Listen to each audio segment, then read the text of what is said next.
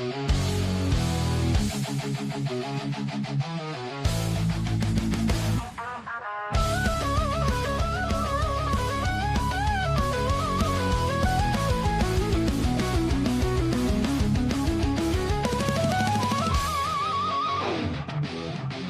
the halls where the whispers gather, conservative minds debate the future. From tax cuts to border walls, strategies clash like a political rally. Frustration brews changes. As always, we new challenges. Dissenting voices rise up, seeking unity, but finding divides. We stand strong, we stand tall. In this party, our spirit will not fall. The path is rocky along. We march forward with hearts full of song. Policies debated, votes cast. In the shadows, some doubts are fast. Yet the fire of conviction burns bright, fueling hope, making the dark night light. Frustration brews in the chambers. As always, meet new challenges. Dissenting voices rise up, seeking unity, but find it divides. We stand strong, we stand tall. In this day, our spirit will not fall. The path is rocky along. We march forward with hearts full of song.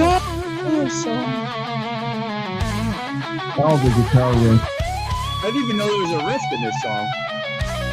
Are we going all the way through because we're waiting for Frank? Find our way. With every step, we'll stay in the front. We stand tall. Nice. That chair looks good. Hi, Frank. All right. And we are here. Is that Frank in his shorts or his skivvies?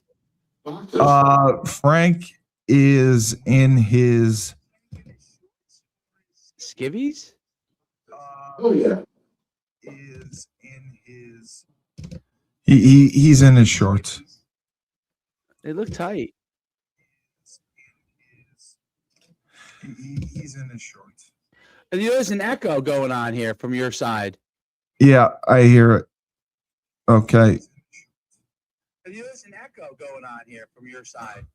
Yeah, I hear it. Okay. Yeah, I hear it. Okay. All right. Is that any better? No. Still hear it. It's coming from maybe Frank's side. That might be the feedback. Oh, no, I got it. I got it. Should be good. Oh, yeah. Okay, there you go. All right. Let me change this back. So this is the Rebel Republic. Frank, close the daycare. Yeah, we're going to talk about that. We are the best political talk show in all of Massachusetts, all of Vermont, New Hampshire, Delaware, Rhode Island, New York, New Jersey, Maine, New Hampshire. It doesn't matter. It doesn't matter. You're either with us or you're against us.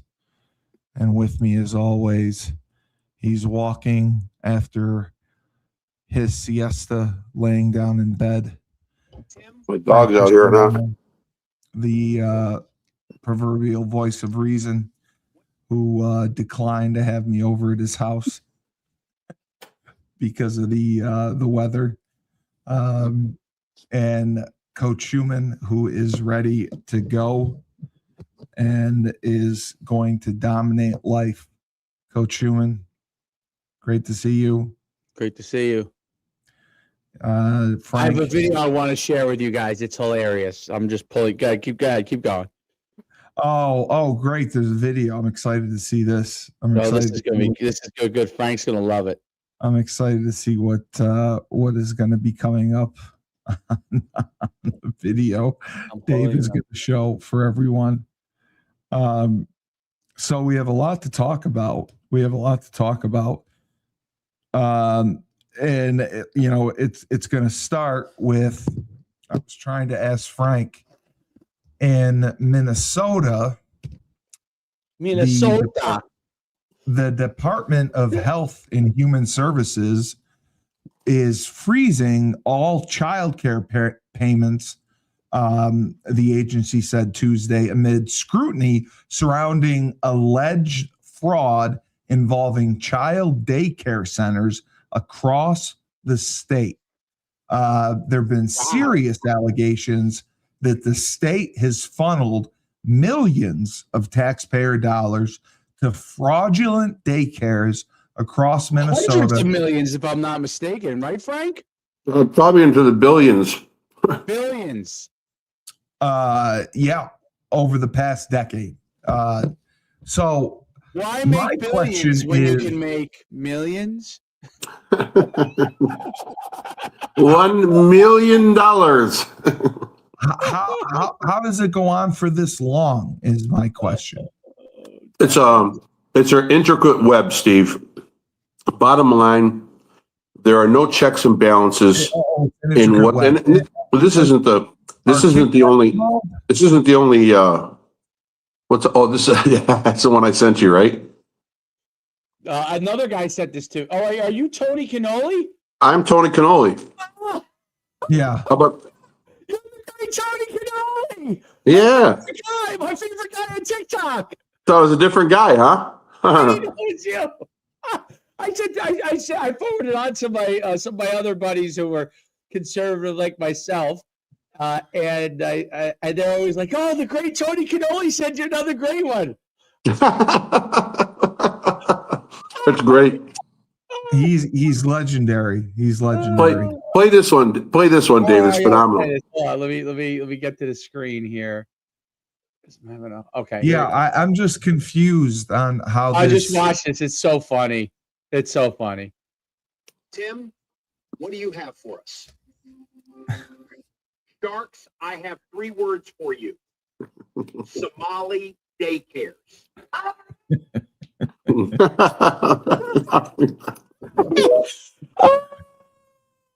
Fantastic. That's so good. We got to play it again. Please. Tim, what do you have for us? Sharks, I have 3 words for you. Somali daycares.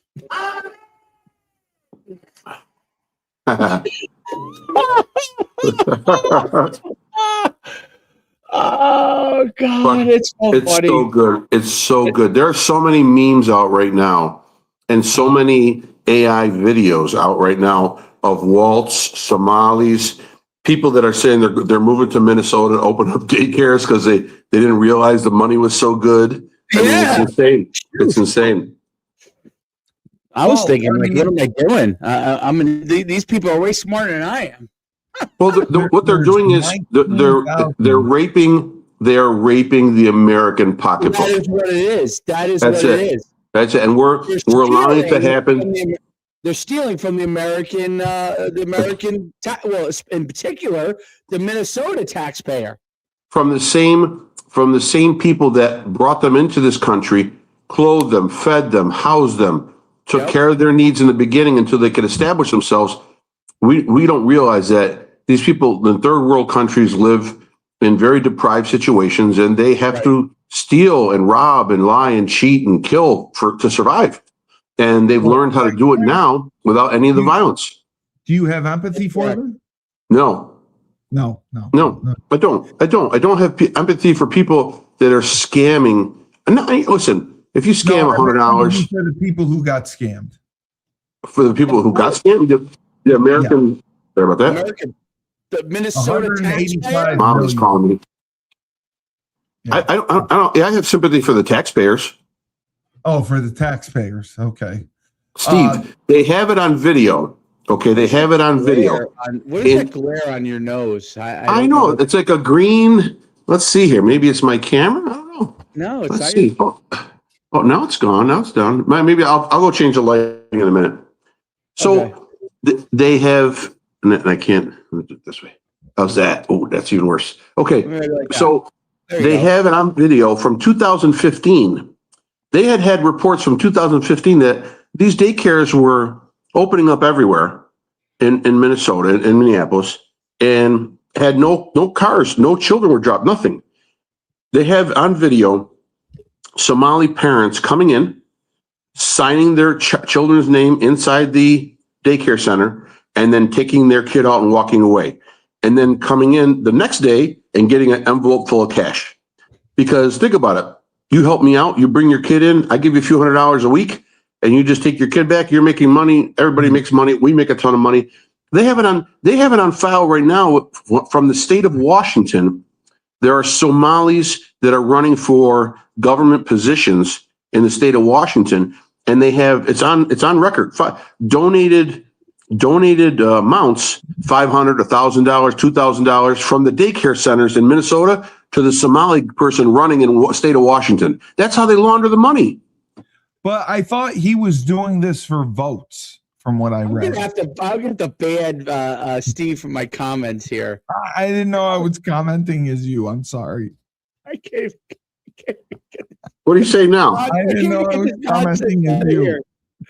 Oh, Steve, you're so sick. Well, I signed in as myself. I wasn't on yours. I thought I was on You're mine. the one on Twitch.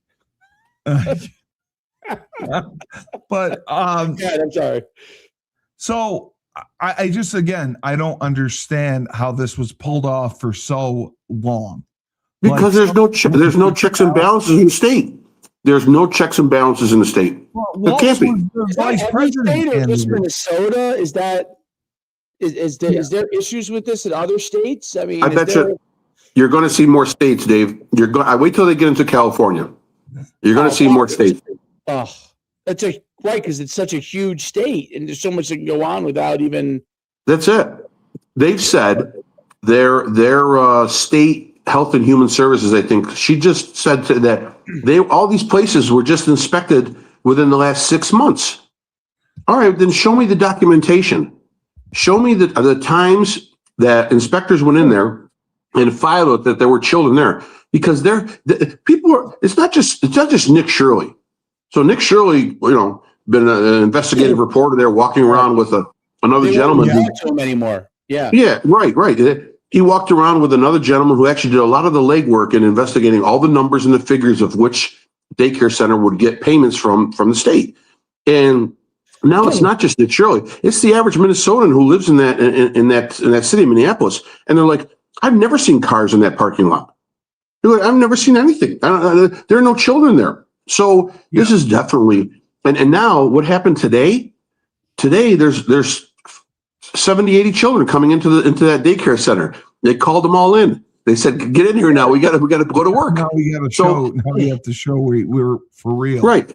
And the governor of the state, yes, it is for votes, but also they don't want to be known as racist.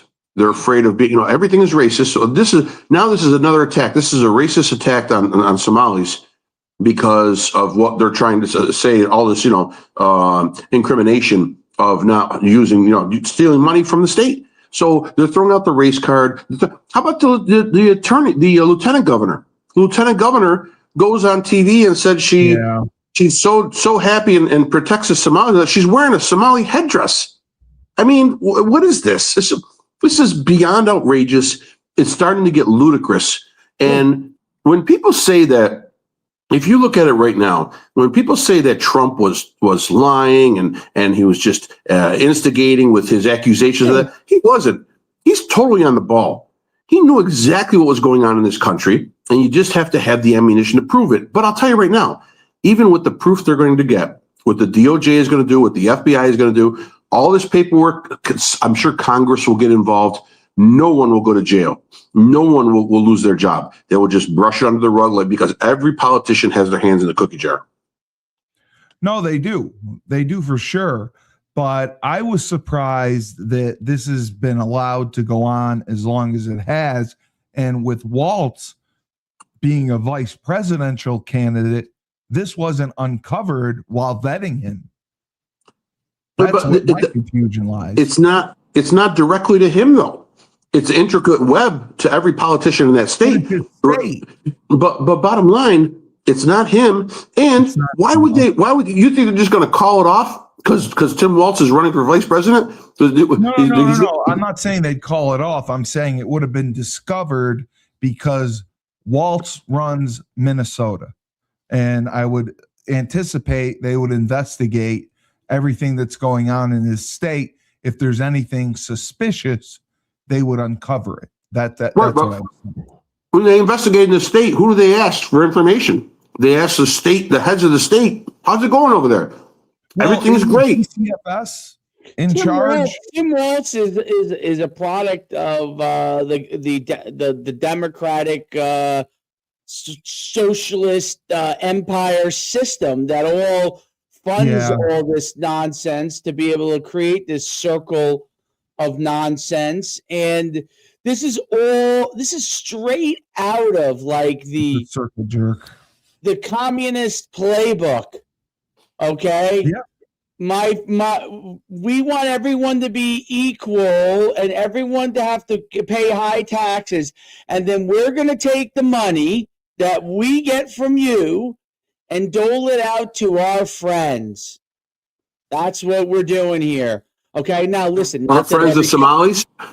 Yeah, I guess. Tomorrow, well, in Minnesota, that might be an important group for you to have as a interest group, right? Yeah, especially 150,000 votes.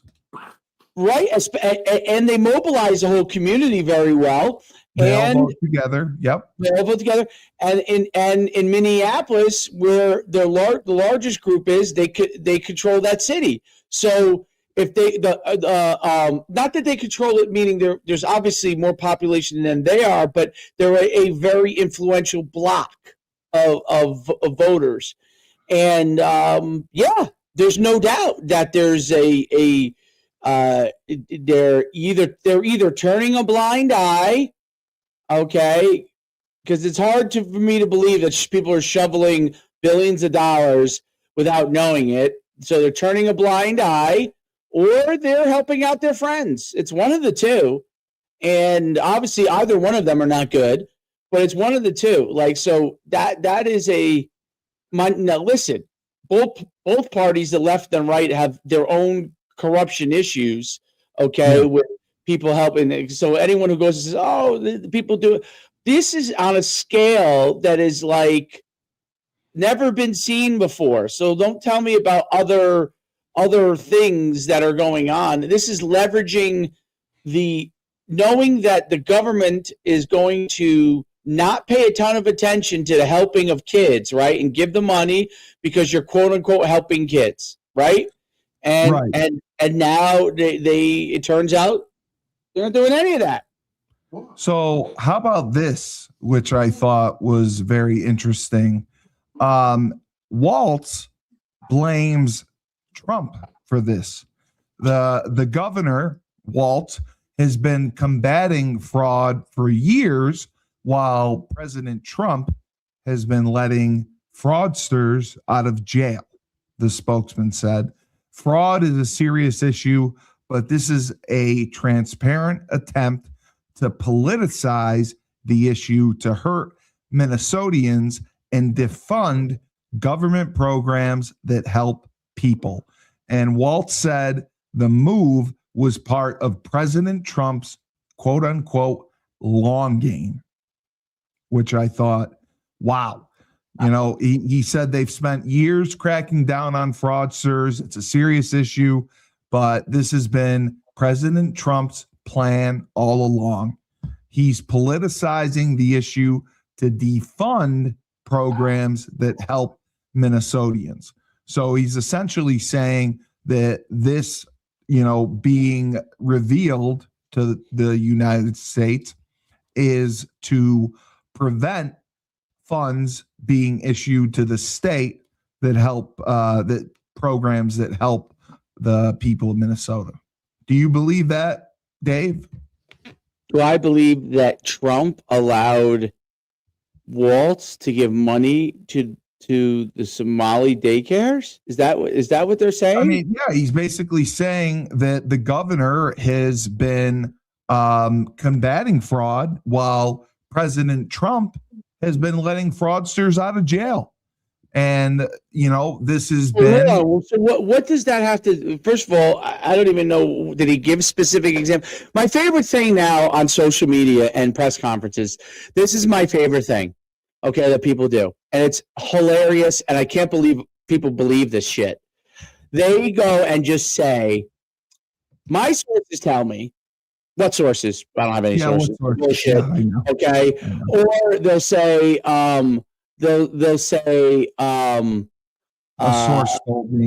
no. They'll say, I've uncovered information that's what have you uncovered? Where can we read what you have uncovered? They don't provide anything. It's just all bullshit. Like I see all this stuff going on all the time, and it's craziness. And I mean, it goes on both left and right. But this thing, these are facts here. These are actual facts of dollar amounts that are going to these daycares that no one is there at. So I don't know, how does Tim Walz even deflect any of this? How does he even I couldn't believe any of this on Trump? Let's take this argument's case. Let's say Trump let out somebody who had committed fraud from jail, for fraud and went to jail. Okay, he pardoned somebody. Let's say he pardoned someone that did that. Let's use that as an example. Okay, pardon somebody. What does that have anything to do with what is going on in Minnesota with the fraud that is coming from Tim Walz's government to the Somali people on the taxpayers' backs in Minnesota? Yeah, and it's mostly it's low end childcare. People who can't afford it, they were the ones who were sending their kids to these daycares because they were affordable for them, and it turns out they never existed. That's what I can't believe. And Nick Shirley did a phenomenal job investigating it, and the video he posted has gone viral. Right. And it showed visits to multiple state daycare facilities, and one of them, the Quality Learning Center, appeared inactive, despite receiving hundreds of millions of dollars in child care assistance money over the last decade. And it sparked widespread attention from, Donald Trump Jr., Elon Musk, and the only one who pushed back against it, Tim Walz. It went viral, Steve. You know why it went viral? Because people are sick of the bullshit. They're sick and tired of it. I agree. We're tired of it. Across this country, we're tired of it. And we're tired of when it's like the shell game in the city. Hey, look what's over here. And they're trying to distract you from what's actually going on. They put out racist. You're racist. You're racist. You're homophobic. You're a Nazi. They throw these keywords out here to sort of divert attention from what's really going on. And what's really going on is we're getting fucked. That's what's happening in this country, both politically, economically, socially. We've been destroyed. What's happened in the last 4 years has been outrageous. COVID, realistically, along with the Biden administration, gave everyone a green card to do whatever the fuck they want to do in this country and say whatever they want to say with no repercussions. And now they can take money with no repercussions. And yes, this goes on both sides. It goes on in different states. You're going to see more investigation. You're going to see things tightening up real quick, I think, from state HHS people. But I'm telling you right now, it's just people are sick and tired of what's going on. And if heads don't roll on this sucker with all this evidence right in front of them, look how they're trying to say that. Oh no, the one guy came out. No, there's no such thing. I don't know what you're talking about. We have kids here all the time, and the next day kids are rolling in. But for the previous 7 years, there's nobody in the damn center. People are just collecting money, and they're sending it to third parties, including overseas to terrorist organizations right in their own country. How about this connection? Let me put a connection on this one, Dave and Steve, and listen to this one here. So terrorist organizations, of course, Al-Shabaab. Al-Shabaab gets money directly from them. Yeah, exactly. How about this one? Here's another theory. So the state representative that was murdered X amount of months ago in Minnesota. If you remember, there were two different shootings on the same night. All that, and one of them was a state where it was Hortman, I think was her name, her last name. So the murderer was on Tim Walz's staff at some point in his career, in his political career. So the murderer was on Tim Walz's staff. And he had said during his deposition on it that Tim Walz had told him to kill her, right, to get rid of her. And people were like, this guy's insane, right? But she was the only politician in the Minnesota state government that voted against continuing the funding of money to minorities and to groups and to these social services without documentation. And she ended up losing her life for it because that guy wouldn't kill them. I'm sure now people are saying Waltz gave the guy the green light to go and get rid of her because she was the only one that voted against it. Now, do I believe that totally? That's kind of crazy. But the ties come full circle. Once you start putting A and B together, it turns into C, doesn't turn into D. So the ducks are in a row right now. I'd like to see that part of it investigated as well. She was the only one that voted against money going for illegals, and maybe she paid with it with her life. If not, why is somebody killing? Why are they going and picking her out of the blue? Yeah. There's no reason. There was no reason for it. It was random. There was no reason to do that. Right. Follow the money everywhere. Follow the money everywhere. Now going to Washington State, I hope they bust open Washington State and go into those and see where the money's going. They've got to tear this. The FBI and the DOJ have to tear this sucker open and gash it. They have to gash it until somebody bleeds. If not, this country will revolt. I'll tell you right now, if 53% of the country is white, and they're scared of white people, they think they were scared of white people before, they better be scared of white people now because people are going to lose their fucking minds. Agreed. Well, I thought that especially child daycares were very, very heavily under government oversight. And it does not appear to be that way. To open a daycare, they do random checks like twice a year. And that's kind of it. So really, yeah, I mean, there's not a ton of oversight on these daycares. You have to have a certain amount of people per child that's in the daycare, and that's all I care about. Well, they'll do a check-in, but it's random. You don't know when they're coming. But when they do their check-ins, after they're done, there's only a couple done per year because the oversight. I thought it was DCFS. They're underfunded, so they don't have the personnel to go around and check, every few months or every quarter or whatnot. So they check twice a year. And once it's done twice a year, then you can do what you want. You can say, oh, you're closed, and you can collect the money per kid because you're given money depending on the amount of children that you have in your daycare. So that's why it's an effective scheme. I'd like to see the documentation on the checking because I'll tell you right now, people around there have said that there haven't been cars or kids in those buildings for years. Yeah. Years there haven't been cars, kids. Even when Nick Shirley went there and he knocked on one of the doors, he said, I'd like to check in my son Joey. I'd like to get Joey in. Do you have some information on how I can sign him up to the daycare? And they're like, I'm sorry, no information on that. My manager's not here. What manager? If you're in a daycare, I've gone to daycares. I wanted to open up one maybe 3 years ago. I had an empty building. Well, let's do daycare.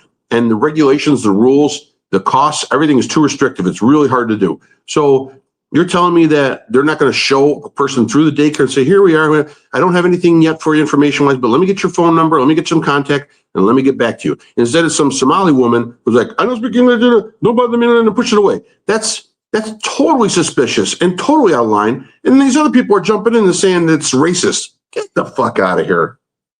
You know what have worked, Frank? Doggy daycare. Yeah. We'll just sign the dogs in and then send them back home and collect the money. No, right. That'd be great. I really want to run the doggy. And they went to they didn't go to the learning center. They went to the leaning center. Oh, they spelled the damn name wrong on the top of the sign, learning center. Can't spell learning. You know why they can't spell learning? Because they're immigrants. They're Somalis. They probably haven't learned English. Probably in their language, that word is probably like. No, Frank, it was love and peace. Looks very different. It was done on purpose to throw them off from going there. That's what to throw. Yes, it was done to throw so parents didn't go to check their kid in. Yes, it was done on So purpose. kids, to they're throw right. them off. Oh, this isn't the learning center. This is the leaning center. Yeah, it Oh. was done on purpose. Genius. Jesus. Oh, everybody, put your right elbow on the wall and lean a little bit to the left. We're going to be stretching a little bit today. The Somalis are like Gruel from the that cartoon movie where the guy tries to take over the world. Gru, I think it is Gru, or the Gru. Yep. Gru, you know. Yep. Oh my God, where he's trying to commit evil for everything he does.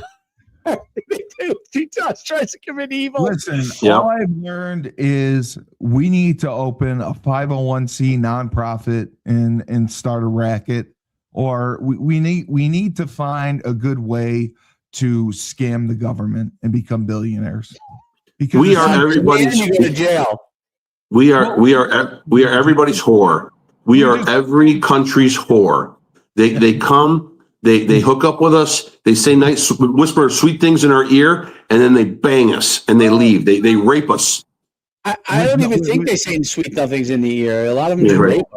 Yeah, right. With the permission of our government, with the permission of the 535 that are up there trying to represent us, that should be speaking for us. That instead are. I'd like to find out. How many of our politicians have a little bit of money coming from Minnesota going into their pockets? Yeah, I'd like to find out how many are in this that are not in Minnesota. Please come in. Please. Maybe outside of it. I'm telling you, it's got to stop. It's much bigger. Well, here's the whole thing. You know, when immigration was really about immigration. Okay, not what it is now. Illegal people coming in, and when it used to be about immigration. It used to be about immigration. Okay, people who worked here, whatever nationality it was, whether they were Spanish, whether they were Irish, whether they were whatever, Italian, whether they're Jewish, most of them came over here. And they tried to get the rest of the family over. So they would send money so eventually they could have the rest of their family have enough money to come over, or whoever wanted to come over to this country. Okay. So they could have a better place to live. My mother's an immigrant. My mother was born in Indonesia. She's Dutch. They got kicked out of Indonesia because they were imperialists there. This is a long, long time ago. And did you move to the Netherlands? And the family then decided to go to the United States, right? And they came here. They went through the whole process. They had to be sponsored.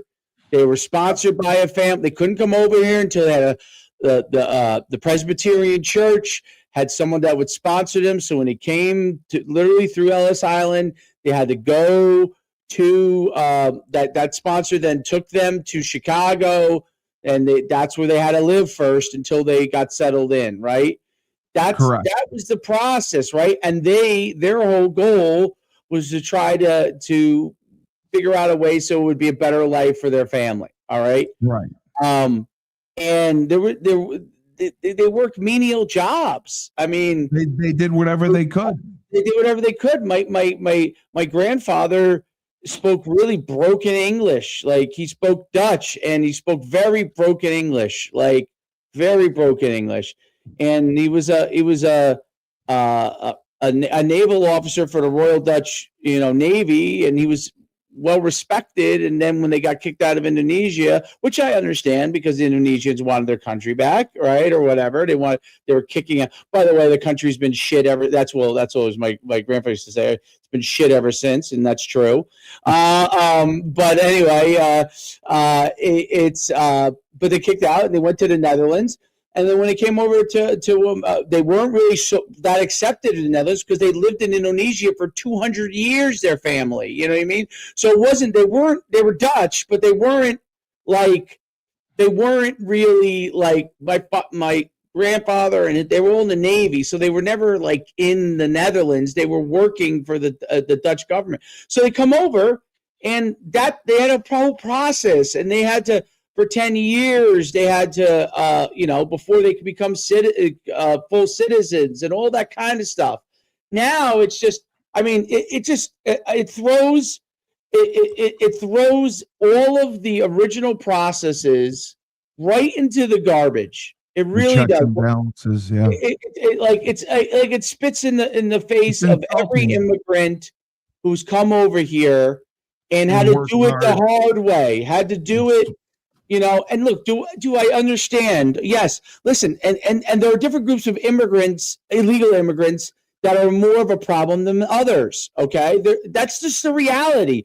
There are some illegal immigration groups that are illegally immigrating that are huge problems. Honestly, I understand that there are drug issues coming in from Mexico and all those things, but I would say the majority of Mexicans that are coming over here they're doing it wrong. I'm not saying they're doing it right when they come here illegally, but the majority of them are trying to work, right? Okay, and that's just the truth.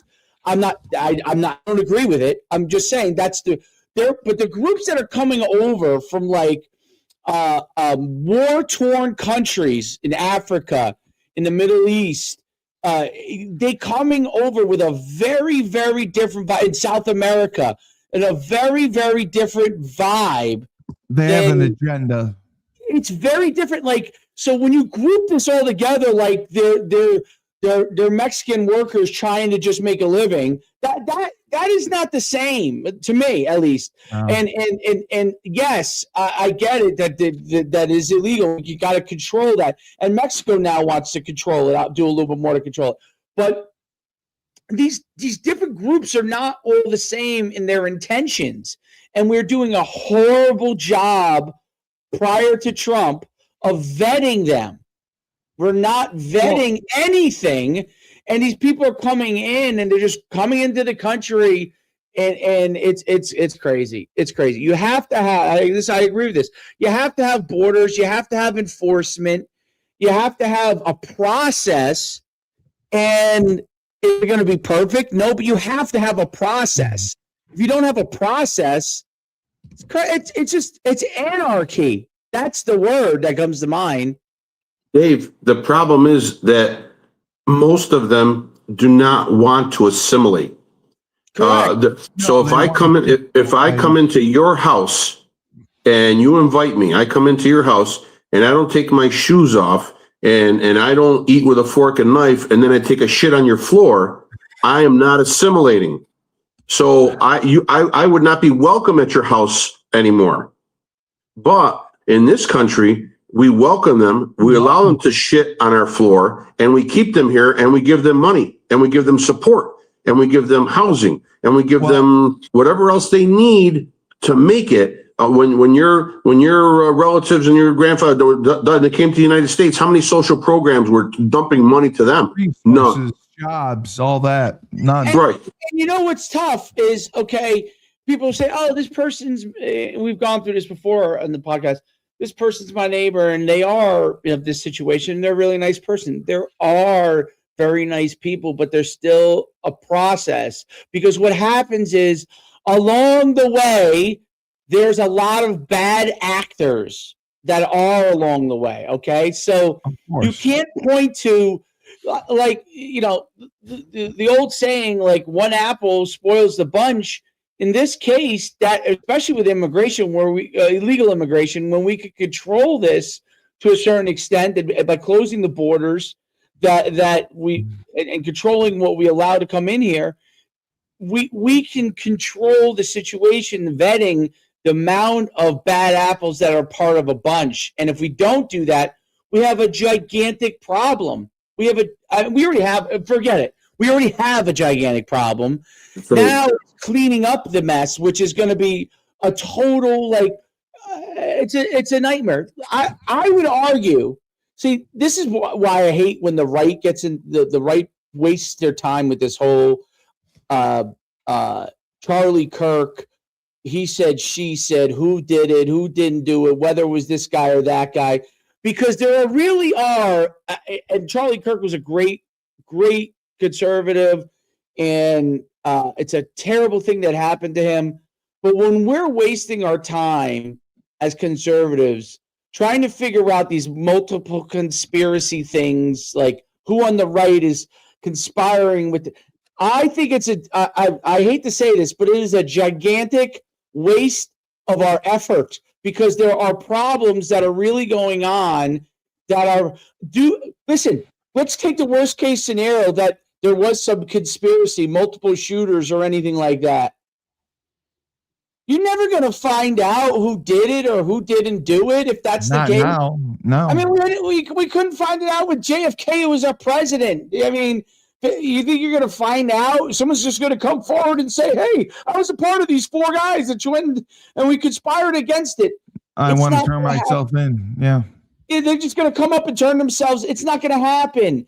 Okay. So we're wasting our time with that instead of focusing on the conservative issues that can really help push our country forward. I don't really give a shit whether Erica Kirk wants to date this guy or that guy, or is genuine or isn't genuine, or she gets rich or don't get rich in the process.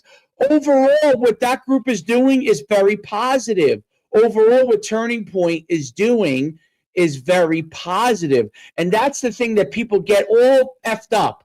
Like, do we want to just get rid of Turning Point because one person here doesn't like this person or that person? Like, overall, what Turning Point is doing is positive. Do I really care whether this person's leading it or that person's leading it? You know, it's crazy. It's crazy. You have 65 viewers, you dumbass boomers. Hey, Pencil Dick. Pencil Dick Laffy? Pencil Dick, you have 65 hairs. I wish I was a boomer because I'd be a little more wealthy. That would be great. But that's how dumb you are. You don't even realize we're not boomers. Actually, Steve, you're a Gen Z. You're a millennial, right? That doesn't matter. You're a millennial. Pencil Dick, I want to tell Pencil Dick, I hope you perish in a fire. How about that? That's what I want.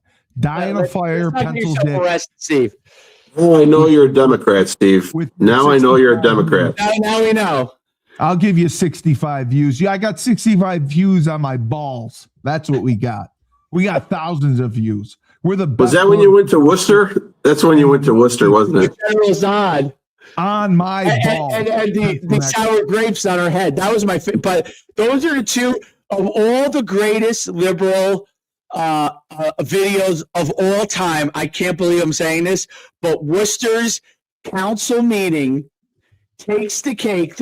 I've seen a lot of these things, and a lot of them are funny. But that attacking of the council people from Worcester, and obviously the Worcester council people are probably leftists to begin with, right? Very. Right. So the fact that leftists were attacking other leftists and the outfits they wore and the whole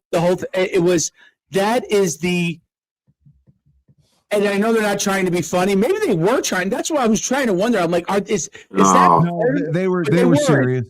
They were serious. They were serious. And the sour grapes, she was great. She was great. Like these are my sour grapes, and she literally had sour grapes on her head. And then General Zod is there's no words. It was just when he put that outfit on that day, or what it was. I think that was a whole trans thing. He, she, or they, or whatever put that outfit on that day. Okay, they had to walk out thinking, I'm doing something special. I'm going to blow this up. I'm going to blow this meeting up. Blow up today. I am wearing General Zod. So stupid. Have you seen the trend now on social media? I cry watching it.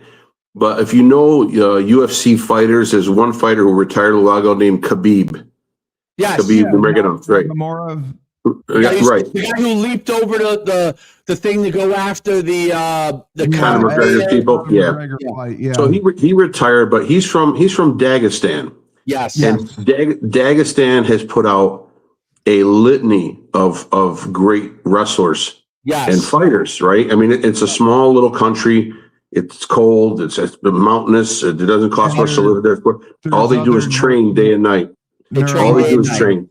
So now the internet is showing like young teenagers or males that are obviously gay, or they just have really feminine tendencies, really bad. I have to go over there then. Yeah. So then they show the picture of the kid, being feminine, And then one of Khabib's famous statement was, if you want your kid to be a high-level wrestler, he says, send 2-3 years to Dagestan and forget. And so and then they show Khabib slamming guys in training, and it's the greatest. If you can look it up, it's the great. I have tears in my eyes because these kids are out there going, and then they go, send 2-3 years Dagestan and forget, and it goes over and over and over again. It's to me, it's the funniest next level meme that there is right now. Slam them or no? Does Khabib what? Slam them? No, slam not them. No, he's just they're showing his training. They're showing him talking. Oh, and then all the gay people there. Yeah. It's just great. It's just all right. We need. You should. I'd like to go there. We should realize though. I don't know. I think it's the southern part of underneath Russia. Southern part. I think I don't want to say it is. I'm not sure, but I want to say it. I could be wrong. But I just think right now, and me saying that is we need to toughen up. We need to stop being pussies. We're way too sensitive. By the way, how do young people think that calling someone a boomer is an insult? Meanwhile, the boomers have all the money, and the young people have none of it. Like that's what I'm saying. Yeah, that's what I'm saying. None of it. Pencil dick. Guy in a fire. You guys are all the young guys are squirrels trying to get a nut, crying and complaining. Go all kinds of nonsense. You know, the boomers. I wish I could have as much money as the boomers have. How's that free shit from Mamdani working out? Granted, he's not officially in, but nothing will get passed. The chief of police, the chief of fire department that he hired. Yes, experience. Like she fits the diversity. Again, a perfect DEI hire. You're a tool, Pengas doofy. They should hire. If Mamdani was if he's really a true communist socialist person, he should go and when he makes his hire, he should get like for each category, and he'll say, "This is what I really think of the police department." Check the boxes. No, he gets like a 6-foot statue doll, okay, that's dressed in the New York City police uniform, and said, "This is your new commissioner." Oh, right. Not right, and then just put in actual non-functioning, no life. Yeah, because they have no. Like that's scarecrow. Because instead of paying somebody with no experience who's going to do exactly the same thing that like some doll with no life will do, it's a scarecrow. At least that would be free. At least that would be free. The true socialist communist thing, just to say, hey, we really don't care about this department. We're just going to put a doll in front of it, and that's who's going to run it. That's the crazy part about it all. So Hans Gruber. By the way, I love that name, Hans Gruber, 1988. Great movie, Dave, by the way. I have to ask you this because it was on Fox News, and I wanted to get your thoughts since the college football playoffs are going on. Republican Ted Cruz is very angry at college football. He says it's a disaster. The landscape is unsustainable. And this is because the Iowa State Cyclones lost, obviously, Matt Campbell to Penn State. They only have 17 players on their roster for next season and only one returning starter. The Cyclones essentially have to field an entirely new roster and hope they can gel heading into 26. He says, Ted Cruz says, college football, it's an absolute crisis. Congress needs to act. For months, I've been working night and day to try to bring Republicans and Democrats together to save college sports. If we fail to do so, it will be comment ever. It's the stupidest comment ever. So he's been working night and day to get representatives to come together for college football. How about for lowering the cost of living? How about for lowering my taxes? How about for saving money from going overseas? Who gives a fuck about college football and teams are losing their rosters? That's bullshit. I agree with you, Frank. A lot of people commented that. Yeah. The only thing that has to listen, they could do this. They don't need to come together and have a committee to do anything about this. They could just go, here's my bill. We'll go on the floor and we'll listen to me speak about it and vote it down or up, and then whatever happens from there. Because the bottom line is college football, if there's 17 people on the Iowa State roster, that means that they have 88 scholarships available. And they're going to give those 88 scholarships to a bunch of players. They're going to give the 88 scholarships out. And they're going to do the same thing every single year. Even if they lost all 105 every year, they have 105 scholarships to give out. And they're going to turn around and go, I have 105 scholarships. Who wants them? 90 scholarships. They have 90 scholarships. Go to Dagestan and get some wrestlers. They could probably be good nose guards. Go to Dagestan. 2-3 years. Forget about it. You recruit them. I understand Congress has more pressing issues. So Much more. Ted Cruz should not bother. Ted Cruz is a dickbag. The NCAA just needs to not allow the damn pro players to play in college. Like, that's the first step. Okay, which the guy just came down and said he's not going to allow it. I can't think of his name, but the guy's head in NCAA today said because basically, the one that John Calipari. Coaches lost their. I tell you this, I love basketball coaches. You know why I love basketball coaches? Because they got pair of balls. Those guys. Yeah, they don't care. John Calipari doesn't care. He Calipari doesn't care. Yes. Hurley doesn't care. The guy who used to be now it was the Auburn coach. Maybe he retired now. Pearl. He doesn't care.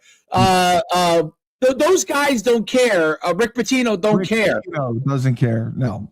Okay, like these guys, the guy who used to be the Oklahoma coach, he's now the Houston coach.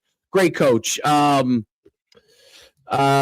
God, he doesn't care. Okay, those guys say it because you know what? The only people they end up alienating is 5 players or 10 players, and they don't care. All right, because they don't want to be held hostage anymore because they were the first with AAU to be held hostage. Okay, by players. And now all those basketball coaches are rebelling and saying, we're not going to be held hostage anymore by it.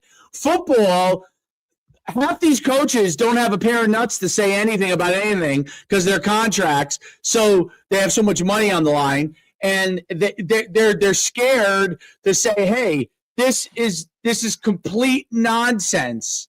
Okay? They have to do it. What Calipari did, he forced the NCAA Calipari, the coach from Houston, Hurley, Izzo, they forced the NCAA guy to do something about it because they basically went on tirade after tirade after tirade. This guy came out in the draft in 2023. He was playing in the G League, and then he was allowed to come back to college basketball. No, well, it's not going to happen now. But now, listen, he's going to sue. Here's what will happen next. He will sue. There's a good chance he might win. Yeah. And basically, bottom line is coaches are the only ones and athletic directors are the only ones that can fight, and the university presidents are the only ones that can fight back against it. But they do, and they get sued and they lose. And I don't give a fuck about any of it because the truth is sports will shake out how it always shakes out. The best athletes will be playing and have the opportunities, and the ones that aren't that good will be at a lower level. That's the bottom line. Let's get back to this political discussion because we don't want Frank falling asleep. I think you, Dave, I was going to jump in because I think you made a great assimilation. So you're saying that college football coaches are just like people in Congress. Yes. They have a lot of money on the line, and they don't want to say anything to rock the boat. College basketball. Football. I'm saying college basketball coaches, especially the older ones, have rebelled. They're later in their career. They have made an insane amount of money. Okay, Right. They're not worried if you fire them tomorrow, they'll go sit on the damn beach. Okay, Yeah. Calipari, Patino, Hurley will just go to the NBA. They go sit on the Izzo. They'll go sit on the beach. The Sampson is the guy from Houston. Kelvin Sampson. Yeah, great coach, Kevin Sampson, and he went through there. He was at Oklahoma, and great coach. They understand that they have been held as coaches themselves. They were held captive for years, okay, by the culture, and now they've realized, you know what? This is just complete nonsense. It doesn't have anything to do with them winning because kids are going to go play for those guys. Those guys are great coaches.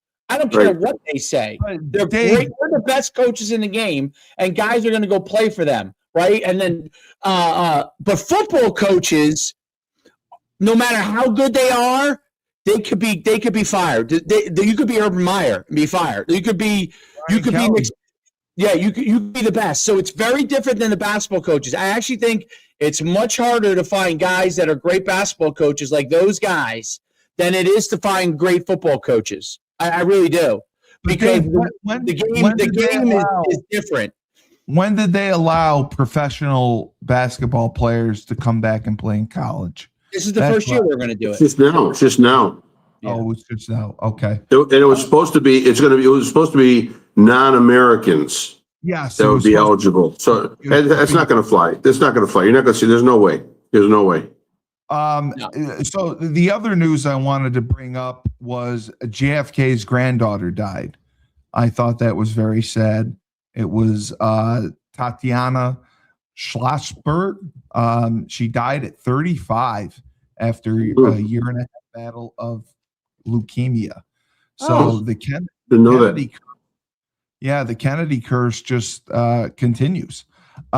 So what does this mean? You know, everything that's going on in Minnesota, the Somalis coming over.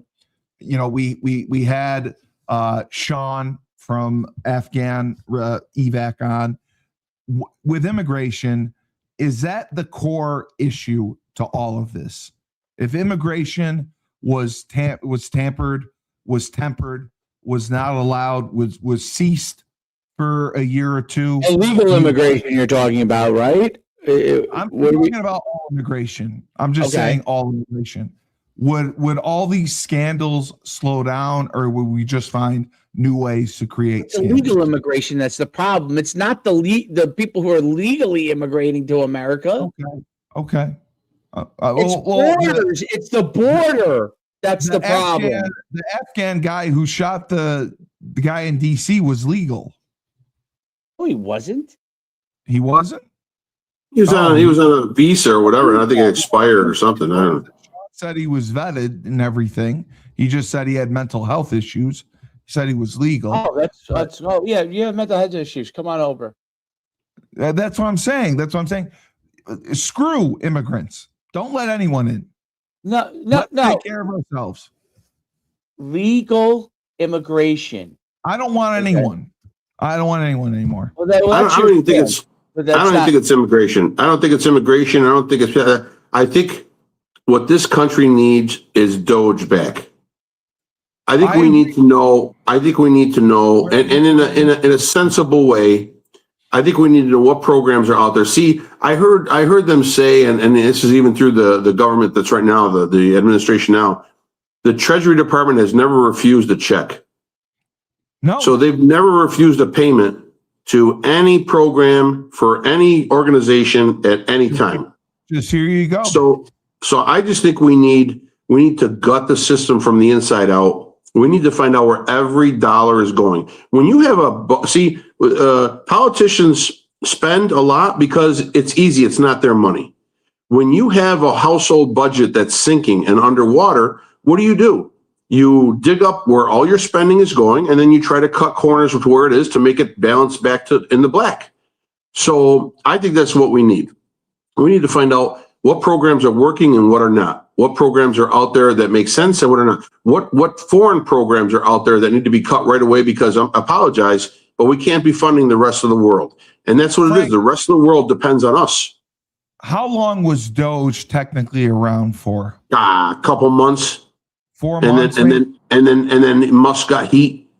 Yeah. You know what I mean? And then they made the fake him and Trump getting in an argument and hating each other and what. That was all bullshit. That was done by Trump to help Musk out, so Musk could back out and go back to his companies, because the shareholders in Tesla were upset that he's taking over. He's doing 3 different companies and trying to do Doge.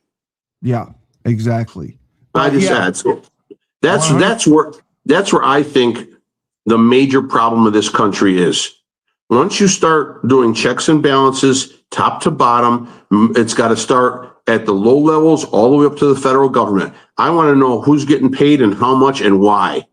I want to know where the checks are going. I want to know who's benefiting from the checks. I want to know where the money's going after they get it. I don't want it to be laundered. I don't want a Somali daycare sending money to a candidate in the state of Washington. I don't.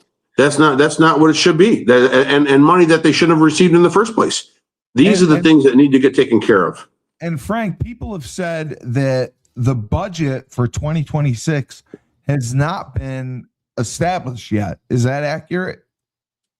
Well, you got to realize they're still going through Congress right now. They've extended it. Now they've got to go through it because you got to put the Medicaid package together. You got to put everything together. What the government's going to spend for 26. But the hole is so big, it looks insurmountable. And when that happens, what do people do? They just say, fuck it and keep spending till it burns. Well, we can't let Rome burn. It's just paper. Right. So the thing is, what's got to happen is we got to chip away at this. The only way to chip away at it is to stop the bullshit. We have to stop the social programs that don't need to be there. They don't work. They're not funding. I mean, there's conservative social programs that are garbage. There's liberal social programs that are garbage. I like to call them American social programs that are garbage, because we're all suffering one way or another. If the program is shit, the liberal is paying money into it just as well as the conservative is paying money into it. So we're all suffering from this. But if we don't come together as a political group, in other words, we can't be so far right and left.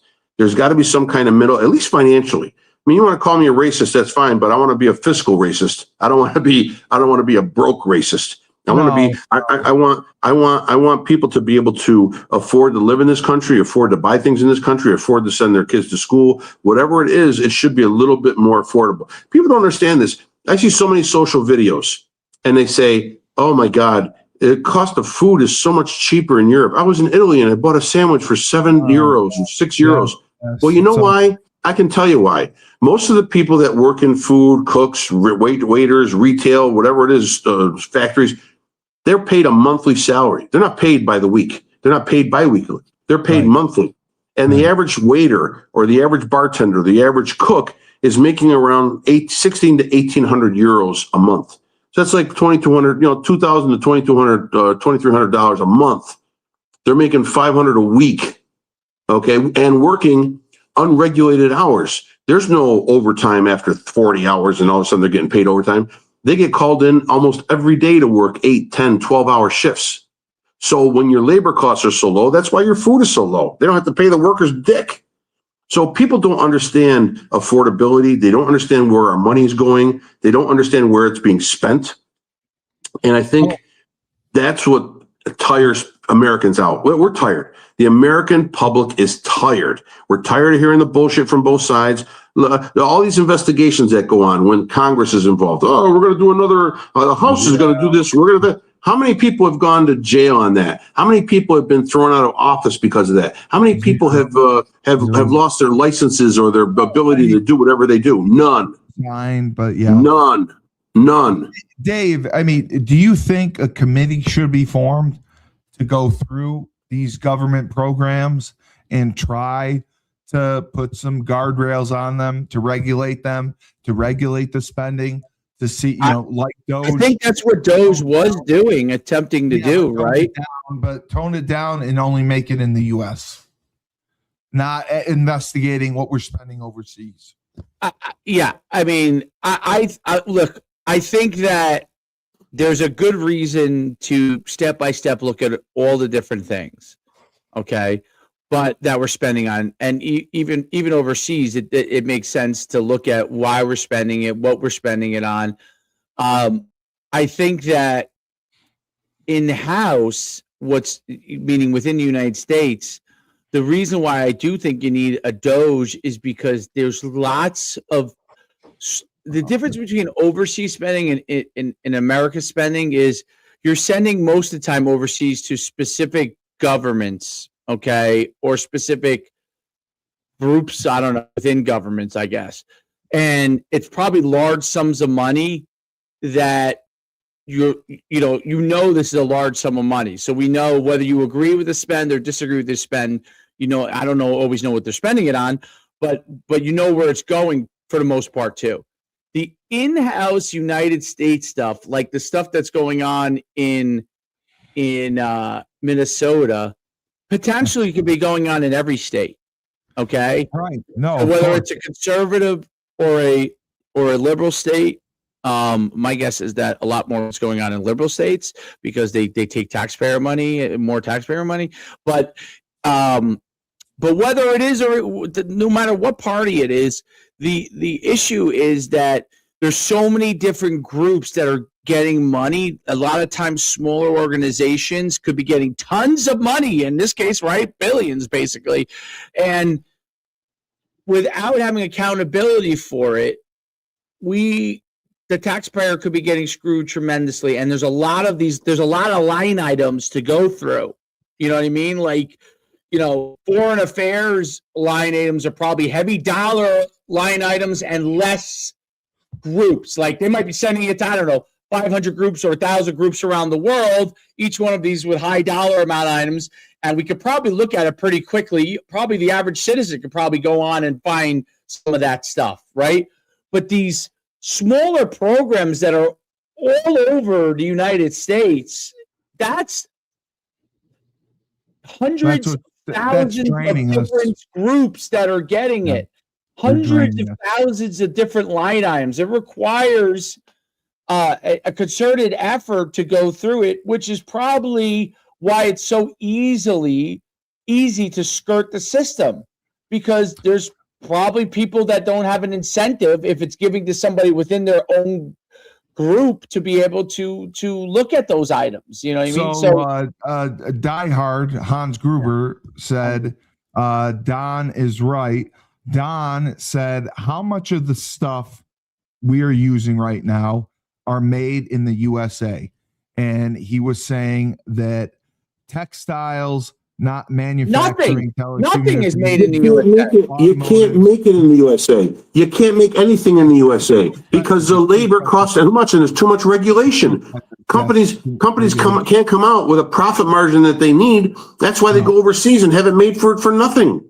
Absolutely. That has created a long-term problem, okay? And every American buys stuff from things that are overseas. That what the tariffs were put on for? Yes, and we did get.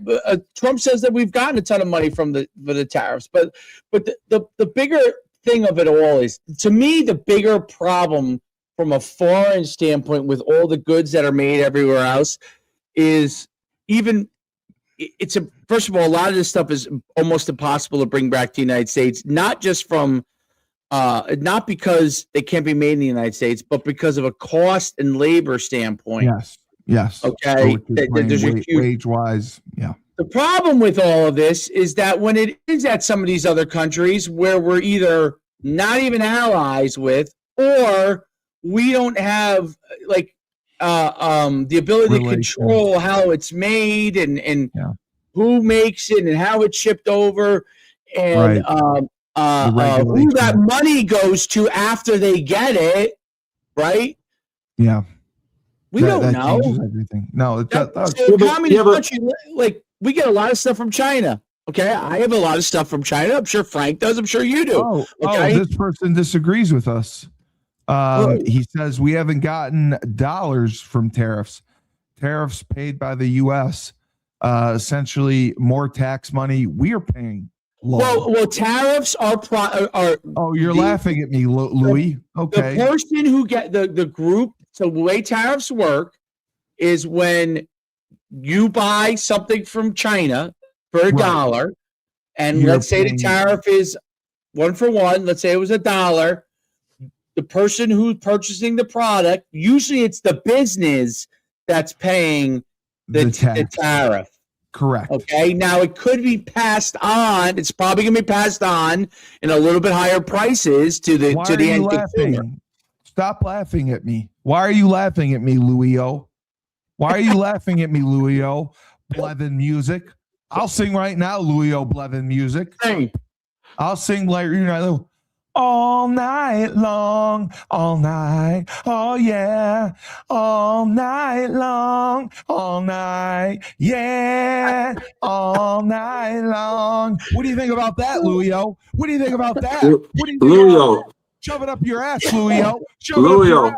No, Lou. I would keep laughing, Louis-O. Keep laughing. No, I'm just. God, I love it. I like Well, the this- all yes, night yes, long tariffs- edition. Look at that. All night long. Look All at right. that, Steve. All right.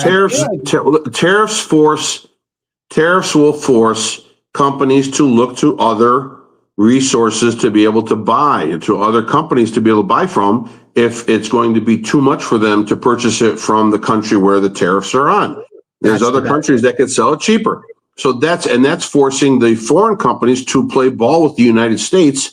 That's all tariff is. It's just a leverage. It's a leverage deal. And maybe, yes, it costs us a little more. That's fine. But each side swallows a little bit of it. And maybe you get a 10, 20% charge on it.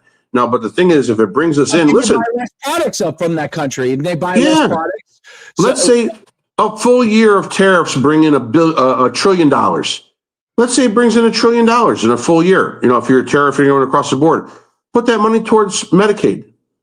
Yeah. Now we got it. Now we got half or 3/4 or whatever we need to cover the medical system. So that people would be happy in doing that. They wouldn't come. Oh no, I'm paying a tariff. Yeah, but you're putting it towards medical coverage for all. So I think there's benefits in stuff like that. But I don't have numbers in front of me. But when I talk about Doge, or when I talk about cutting expenditures and waste, Doge did its job. I thought, but no. But just let me give you a small example, very small example. The Biden had the infrastructure bill. Oh my God, what a great thing that. So $4 billion went for internet. $4 billion went to establish coverage throughout the country. Internet. Nothing got. $4 billion got spent. Nothing got accomplished. Not one single internet cell or tower of money with that to develop and upgrade internet for the rural areas. Number two, the federal government sent California state money, sent them money to build a rail line, a high-speed rail line that never got built. But I think they sent them $12 billion, or maybe I'm wrong. Maybe it's $100 billion. I don't remember what they spent. When is it going into production? It didn't never, too many regulations and stoppages and disputes and arguments, and they kept, but 12 billion is gone, or whatever the figure was, is gone. I mean, when you're the government and you're giving out money to states, there has to be stipulations and guarantees.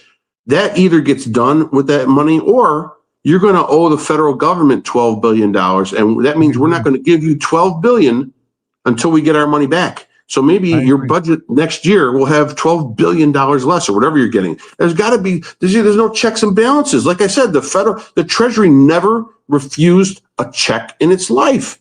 And that's wrong.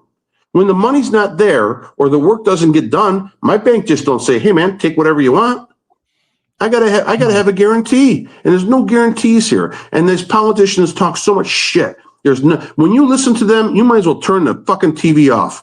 Because you're getting nothing. You're getting no information whatsoever. All they're doing is back talking to each other. I mean, the only one, Trump to me, his vocabulary is very minimal. The public speaking wise, he rambles on. But you know what? When he says stuff, most of that shit I believe, because he can say it because he doesn't give a shit, because he doesn't need anybody's money. No, I agree. Well, I have a question about this, because obviously I'm a conservative, and I see. You are? I see. Yes. One of the questions that people, I hear this all the time, and I don't really understand. It's always from the left, and their always default is Trump's a liar. Like they say it like a 10-year-old says it, right? Trump's a liar. What is the craziness with respect to that? Like why are we not focused on like why can't we focus on, all right, what Trump's doing here, this makes sense. What Trump's doing here, I disagree with it for this reason. Why does it have to be everything someone's a liar? Like can't you disagree with something that someone does policy-wise? That's the best argument they have.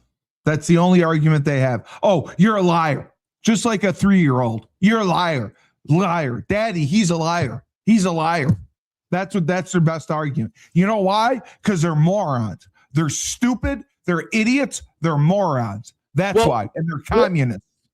Well, my thing is like, why is it like, why don't we bring up a fact, along the way? Like, because Christy, goddamn you. Christy, he is Saint Benedict. He is Saint Benedict. Yes, Saint Benedict. Saint Benedict. He's the one who's not getting us into a conference. Remember that. Saint Benedict. And remember, I was right. So, Dave, I want to ask you this. We're going into 2020. Frank, you should hear that. If you came on the Husky Hollow podcast, Steve is lucky that he's so beloved in UConn because the athletic department might see him coming to a game and they might just say, no, you cannot come in. Lock him out. So let me ask you this. I would donate to the UConn. I would donate to the UConn fund, bleed blue or whatever, just to see that happen. I know. Yeah. You could call it the bad Steve Cully from the from Games Fund. What am I not in passion? I'm always in passion, Christy. I am the definition of passion. Harvest Pro thinks you're making fun of Saint Benedict. No. He's saying, is Joe D allowed to appear on Rebel? No. Harvesting now doesn't realize that. Harvesting now doesn't realize you're talking about something else. You're not talking about the actual Saint Benedict. He's talking about something else. No, he knows I'm talking about Saint Benedict. No, Joe D knows what you're talking about, but the other people on the podcast don't because they don't see your Husky Hollow. They only Right. They think that you're saying something about Saint Benedict. The Catholics are rebelling against you, Steve. Why are you damning God? Why are you damning him, Steve? Oh, my God. We're going into 2026. Number one, how would you grade Trump's 2025? And what would you like to see the two main goals going forward in 2026? To me? Dave. Oh, what's the question? I'm reading the O.J. Simpson thing. You see the O.J. Simpson one on the right? Oh, my God. I mean, the comments are so funny, some of these. All I want to know. Did you see this, O.J. Simpson? I met this girl at the club last night. She sold my scrotum. Looks like it's upside down heart emoji. Do you think she's serious? Yeah. Like if your scrotum is upside down, that is amazing. I wish I had an upside down scrotum. Well, you're in big trouble at that point. If it's twisted, you're in big trouble. If it's twisted, you're in big trouble. And don't go to Dagestan with an upside down scrotum. I want to get teabagged. Dagestan. So 2-3 years. Dave. Yes, guys. Sorry. How would you grade Trump, his performance in 2025, and two main goals you would like to see him achieve in 2026? That's a tough question. I would say A-. It's got to be room for improvement. There are things that he did really well. I think the biggest waste of money of all time. I think Trump handled foreign affairs, which was a tricky issue coming in for him. I thought he handled it so far. He's handled it pretty well. And he takes a lot of flack for it from both the right and left, believe it or not. I think he's handled it pretty well because there are difficult issues. Ukraine's an issue. The Ukraine-Russia thing, Israeli Palestinian Israel thing. is the most disgusting country in the world. You ask me a question. You want my answer, or you want to pull up all the freaking comments? Go ahead. I'm sorry. Jesus, Frank. I mean, where'd you get this guy from? Unbelievable. It's like a bad egg in the dozen. I mean, he asks a question. He asks a question. Well, because you love Israel, and this guy said Israel's the most disgusting country in the world. So I just wanted to pull that up for you. They're looking for me to ban them. I just banned those people. Yeah, okay. We allow Israel to go away, and Islam runs rampant and throughout the Middle East, takes over I'll just give you a quick scenario, real quick scenario for you right there. So the Middle East becomes a vast wasteland run by communist and dictatorship regimes.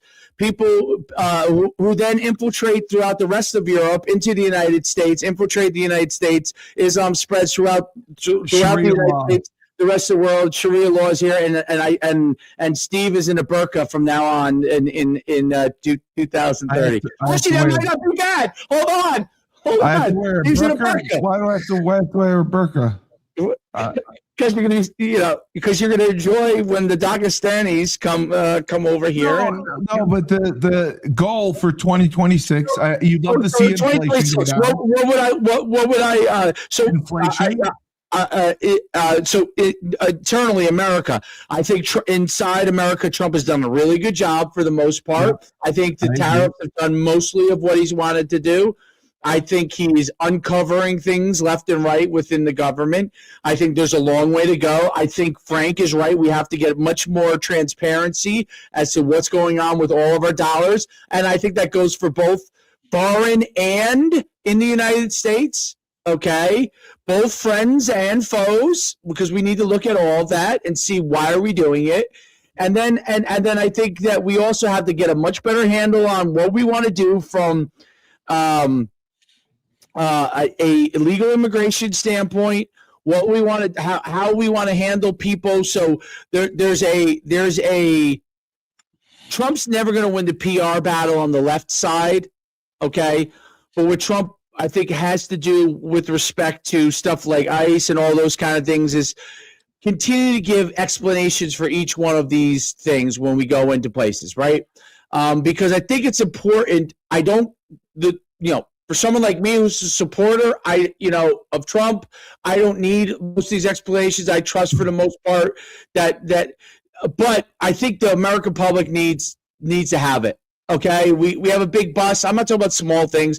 We blow up we're starting to do it. We blow up a Venezuelan boat that are drug dealers. We need to know, like, we not what before it happens, because we're not giving that away, but we need to have the explanations, because it needs to be, hey, this is, because I think overall it keeps people understanding those things.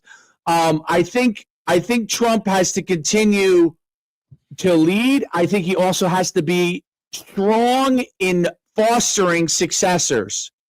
Okay, he does. Very important.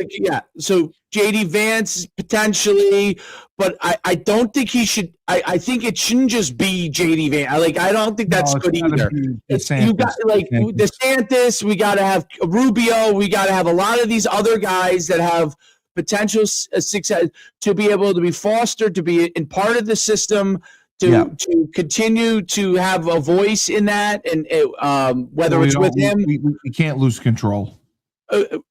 Yes, because then it becomes a situation where. Thank you so much, Hans Gruber, for the shout out to Hans Gruber, 1988.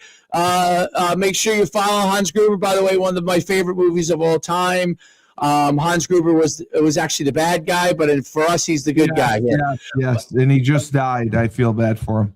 Yes, and the guy who played Hans Gruber just died. Yeah, great actor, by the way. He died in the last 2 years, I believe. Fantastic actor. He was. But yeah, I mean, I think that those things continue to be transparent. I think he's continue to be bold. Listen, I used to sometimes cringe when I used to sometimes cringe when he would tweet some things. I don't give a shit. He can tweet whatever the fuck he wants. Yeah, let him tweet. He loves it. Like you know, like people don't like it, they don't like it. Like who cares? And you know what? He is allowed to be wrong sometimes when he tweets things. Like I get it. Okay, sometimes it's not he's not Abraham Lincoln. Okay, he's not George Washington. He is an excellent leader within his time, the time that we're in. Okay, He's been the best president of the last 25 years. The social media time period. How do you combat so many of these maniacs all over the world tweeting? You know what? You send a couple of crazy tweets, and people get more up in arms. And you know what? He basically gives them a middle finger. And you know, I'm okay with that. I'm okay with that. I'm okay with it. You know what I mean? So sometimes you need that kind of leadership. If a conservative wins in the next, after Trump does a good enough job and a conservative wins, I think maybe a Rubio or a more refined person from that standpoint could be a part 2 leader that would be better. But for the next phase. But right now, we need Trump. Frank, you're up, Frank. Same question for you. How would you grade what was the question, Steve? How would you grade Trump's 2025? What is it like to go to Dagestan and yes. Two most important goals. 2-3 years. So I give him an A+ for effort. The guy is everywhere. He's not just doing domestic policies and domestic laws and expenditures.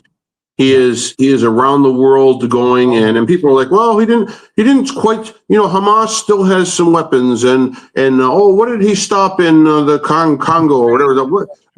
You know what? At least the effort is there. The last president, if you remember, nappy time was at 5 p.m. and he liked chocolate ice cream. So you have to realize night and day between what we have now and the Play-Doh pile of a president that we had for the last 4 years before this. So A+ for effort. I give him a A+ for what he has done border security wise, closing this border off. I give him the A+ effort for what he is doing with fighting drugs and especially fentanyl. I think that people don't realize, they're like, well, China is the one to do it. Well, China uses Venezuela and other countries, Colombia as well, to import the fentanyl to Mexico. And then from there, it goes across the border into the U.S. So I would love to see the scourge of that totally wiped out. It will never be totally wiped out, but I think his efforts are sincere, genuine, and have been effective and will continue to be effective. I don't care. Listen, until one of the grieving parents of these fishermen on these boats that are getting blown up come back to the United States and say, the American military blew up my son who was just out fishing for tuna, then I'll understand it. But there's no grieving going on. They're coming from drug factories and drug farms, and it's let it happen. Let it happen. Let's see. I know they want to change the regime. I know this administration wants to get rid of Maduro right now in Venezuela and put in what could be the legitimate candidate and the female who actually won the election, but the votes were thrown out by Maduro. So and is it because of oil? I don't think so. I think we have enough oil in this country as it is right now. I think we're self-sufficient. We're shipping oil around the world right now to other countries. So I don't think that's it whatsoever.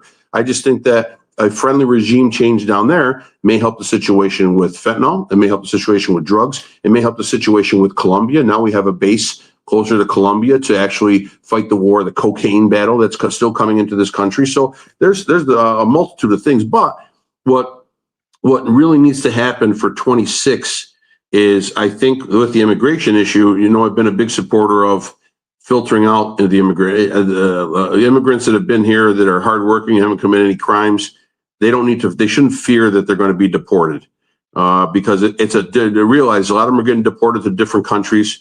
When they do get corralled, they could be incarcerated for 3-4 weeks and no one hears anything from them because they're not allowed to call. They're not allowed to have visitation. There's no attorney privileges for these. So I think that there needs to be a reform in how it's done. You want to continue going after the criminal element that are illegal, please, by all means do. Give them some rights. But there's got to be something like that. That, and I think in 26, we need to see the trillions of dollars that have been brought into this country by foreign entities, foreign countries, to build factories and plants. We need to see that go into effect, and we need to see jobs for Americans. Once we start seeing those trillions of dollars working, we're going to see a better stock market. We're going to see a better economic climate. And I think that a good economic climate going into the 26 elections would service not only Trump, but all the Republican candidates that are running or that are currently in office and have to run again. So I think that's a big thing, because the biggest focus now, and what Trump is focusing on, they need to keep the House of Representatives red. And if they lose the House, if they lose the House, you're going to see a 2-year shit show of nothing happening and impeachment. They're going to go do another 2-year process trying to impeach this president again, which will serve them. Yeah, which will serve them no justice whatsoever. So I think those are the big things. Oh, they'll impeach him on not going to Congress to get everything that he's done approved. They'll impeach him as being just doing executive orders, which are not supposedly not legal. But I just think that they need to tighten those things up. He needs to concentrate on that for 26. And if that happens, right. And if that happens, and we can get maybe the Ukraine-Russia thing could be at an end, and that would be a great feather in the cap. I mean, the guys got to realize, people got to realize, and please help me out with the whole Jeffrey Epstein thing, because they're saying that Trump had a child with an underage, a 16-year-old girl that Jeffrey Epstein provided him, and then Trump didn't want the child, so he threw it in Lake Michigan. This has been a big. They say that it's documented when they opened up all the Epstein files and all that. It's in the file of the testimony of one of the, I don't know if it was purveyors of women to Epstein, or one of the girls who was abused by Epstein or whatever, but she had testified to that. I just think all this shit is way out of hand.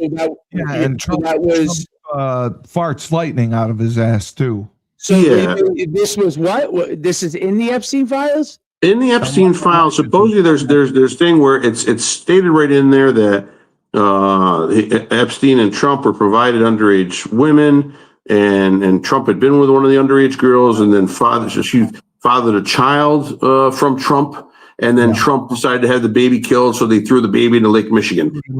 I'm sure I'm roundabouting this story, Dave. And I'm not right on point with it, because I didn't read the whole thing, because I don't. You're telling me that this guy who has companies is going to, number one, all right, with an underage girl, and then have a child with an underage girl, and then kill the child?